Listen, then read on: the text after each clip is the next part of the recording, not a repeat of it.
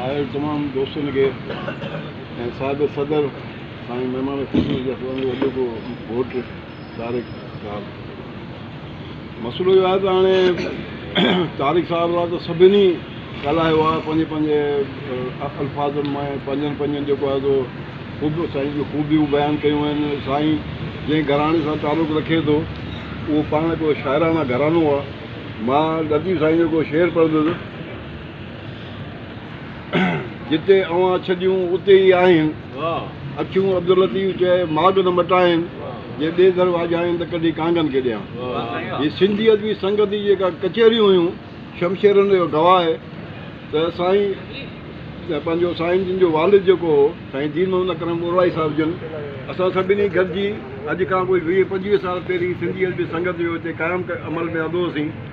ऐं उहे फंक्शन जेके आहिनि अॼु यादि था अचनि, उहा जेका शाख जेका आहे, उहा जेका वल जेका आहे हाणे वण थी वई आहे। ऐं उनजो तारीख़ खे जेको आहे असीं उमेद था कयूं त उन वण खे जेको आहे सो पुख़्तो रखंदा ऐं पंहिंजी शाइरी जे ज़रिए सभिनी खे कंदा पंहिंजो ख़्यालनि जो इज़हार। उन खां अलावा ॿी ॻाल्हि त मंगल प्रीतम जेको आहे सो लतीफ़ चढ़ण ते 144 कलम लॻाए छॾियो आहे, उहा ॻाल्हायो घटि। हाणे महिरबानी करे मुंहिंजी हिकिड़ी सजेशन आहे, असां सभु जेके दोस्त आहियूं हाणे त ही सम्झो 11-11 जेको आहे सो यादि पियो अचे अॼु बि ख़ुदा हुनखे ग़र्क़ कंदो जिन असांजे मुस्लमाननि खे तबाह कयो।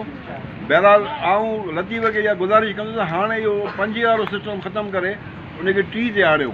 हाणे दोस्तनि जूं कचहरियूं वधनि पियूं, दोस्त बि सभु अचनि पिया ऐं हीअ कचहरियूं जेके आहिनि भले 3 बजे त हाणे ख़ुदि करे 6 बजे ताईं त हलूं। हाणे जेको पोयां जेके ॻाल्हाइण वारा आहिनि उन्हनि खे तव्हां कलम लागू करे छॾियो आहे। हाणे बहितर इहो आहे पाणी जाइ वठूं। महिरबानी।